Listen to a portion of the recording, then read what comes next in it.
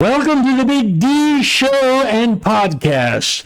Hope all you viewers out there had a great weekend. We got a great show planned today, but first, I want to say a few things about AI, artificial intelligence.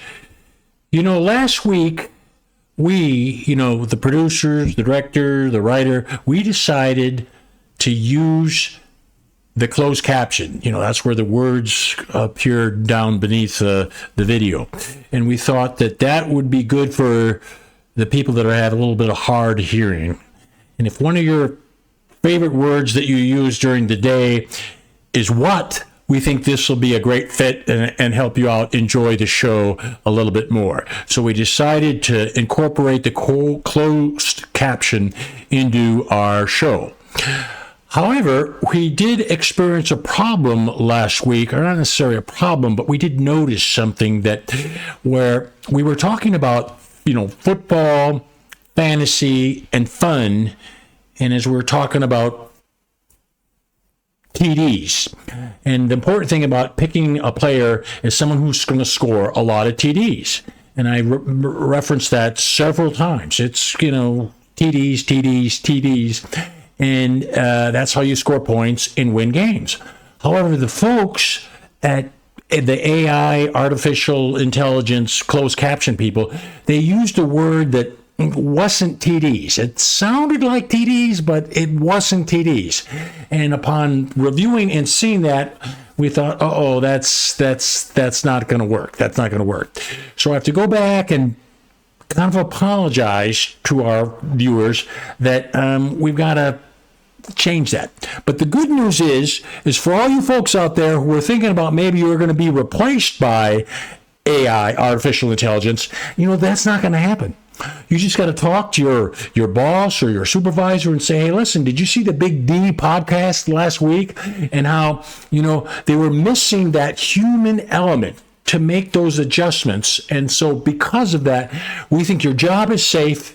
You don't have to worry about anything. Just keep watching the Big D podcast and not worry about artificial intelligence.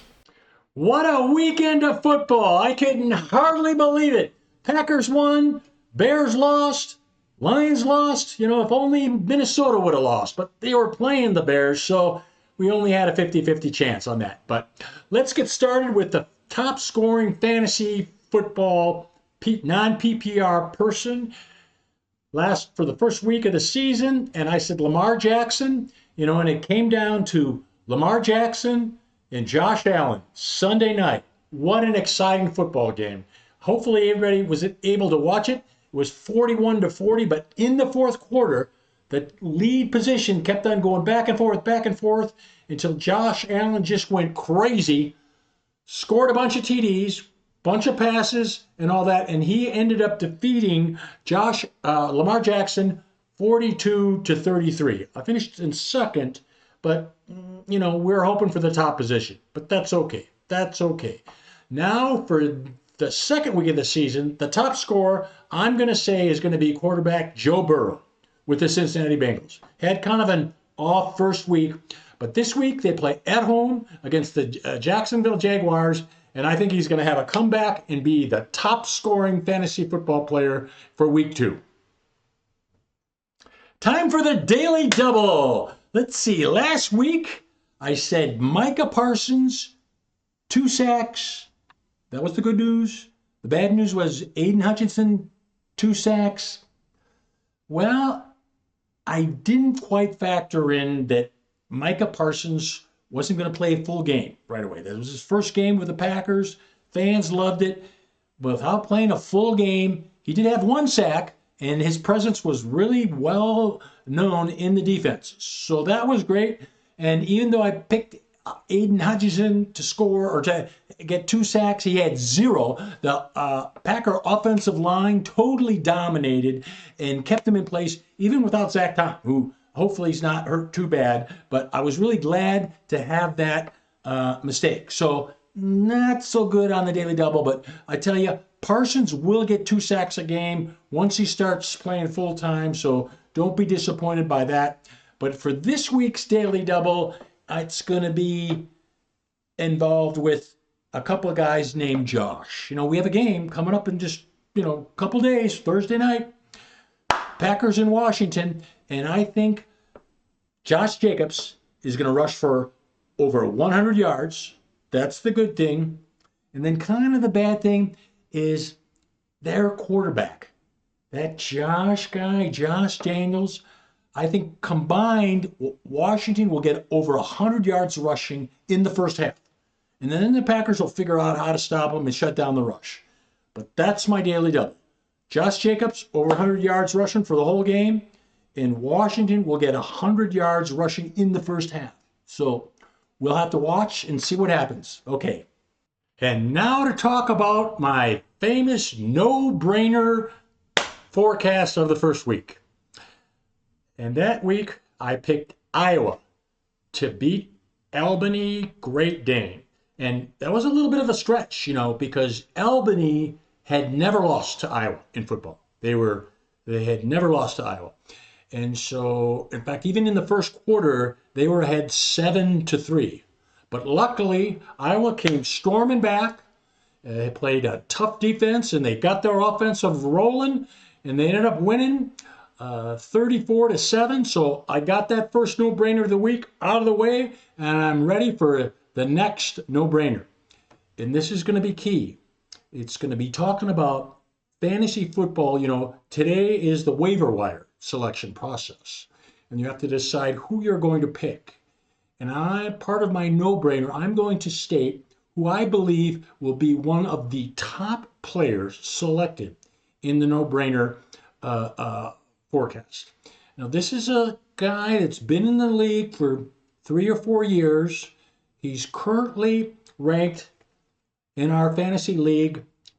He's the 101st tight end in the tight end position. So just to kind of give you an idea, we got 10 teams, and each team can only have 2 tight ends, so only 20 tight ends are selected, and he's ranked 101st. So there's a bit of a gap there, but follow me here. He's got, up until the first week, he's had career statistics of, let me just verify this, but he's had 0 TDs, he's had 0 yards after catch. In fact, he's got 0 yards. He's not even had a catch. But he does have 2 tackles. It does state he has 2 tackles, and I'm thinking maybe he's like that Travis Hunter guy. He plays both ways, offense and defense, and maybe he's going to start to play more offense, or he's like Bo Melton of the Packers. He was on offense, and now he's on defense. But I believe, and you're going to have to watch me on the special bonus section, why I think he's going to be one of the top 5 guys selected on the waiver wire. So stay tuned and watch the special bonus section, okay? Special bonus story of the week is something that just happened a couple days ago. It's a true story, but I've got to kind of keep some of the names not known because of my sources. I don't want to get my sources in trouble. But it starts with a team that was on the road playing in a hostile environment, and they were losing 13-10 with about 3 minutes to go and just received the ball on their own 32-yard line. And this kind of gets back to stories and things that happen in the summer where, football now is all about analytics. They do all these crazy number stuff about all, catches and drops and almost blocks and almost sacks and all this stuff. Well, there's a special terminology that's not really well known outside of the small football community because they don't really want other people to know about it. But it involves the quarterback and the receivers, the people that are going to catch the ball. It's called ATUs. And in the summer, what they do is, what that means is where the quarterback says, I almost thought about throwing you the ball. They come in with new receivers and they start practicing, and guys just start running routes, and the quarterback's always throwing to the star receiver. And they get back in the huddle, and he kind of looks at the quarterback like, I was open. And the quarterback goes, well, I almost thought about throwing you the ball. And this is kind of a natural progression that you hear, like, Tony Roma on TV talking about, where the quarterback goes through his natural progressions. Well, he's got to go from, I almost thought about throwing you the ball, to, I thought about throwing you the ball, and then, okay, I'll throw you the ball. So you just go through all those steps and practices and all that stuff to get to a game. And it's kind of like, you hope that when you're in the huddle, it's kind of like you go to your quarterback and you say, do I have a chance? If we're, down and there's just a few minutes left, do I have a chance to score the winning touchdown? It reminds me of a lot of that movie Dumb and Dumber, where Lloyd asks Mary, do I have a chance? And she pauses and says, yeah. And Lloyd goes back, like 1 in 100? And she goes, no, more like 1 in a million. And Lloyd goes, yes, I have a chance. And so these receivers, they have a chance to catch that winning touchdown. So here we are in this hostile environment on the 32-yard line, driving. And the problem is, the quarterback, it doesn't matter his name, he's irrelevant. He's like Mr. Irrelevant. But he's got a bad toe, he's got a bad shoulder. His tight end, who's a former Iowa Hawkeye, he's hurt, he's out. There's nobody left. But they slowly start moving the ball down.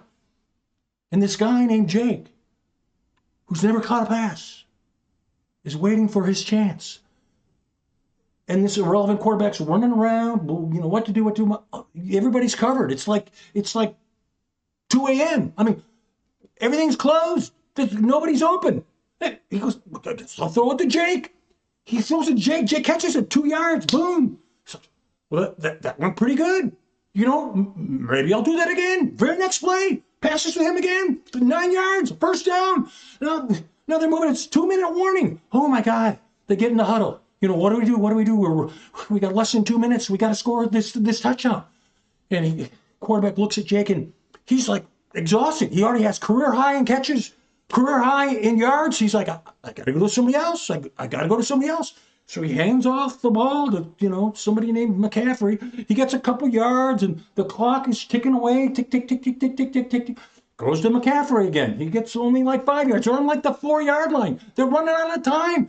Who do I go to? What do I do? He's like, I don't know. I got to go to Jake. I got to go to Jake. He calls the play. He gets the ball. He starts running, but he's looking the wrong way. He's looking the other way, to the left. Jake's on the right. He's doing the post, and he's scrambling around. The problem is, everybody in this whole stadium knows he's going to Jake. He gets the ball. He throws it up in the air, but there's like 3 guys covering him. What the heck is going on? He's throwing into triple coverage. And Jake leaps up and he catches the ball. It's a touchdown. The team wins. Can you believe it? Just like Lloyd thought. Oh my gosh. And that's why he is going to be my no-brainer selection of the week. And also, I want to tell you that I think one of the top selling jerseys, at least in the San Francisco area, will be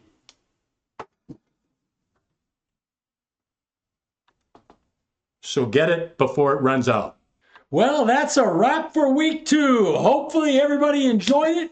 We'll be back again next Tuesday for a scenario of what happened over the weekend. But don't forget to watch us on YouTube and Spotify. Provide us with your comments and we'll try to get back to you. But have a great weekend and don't forget to subscribe. Thank you very much.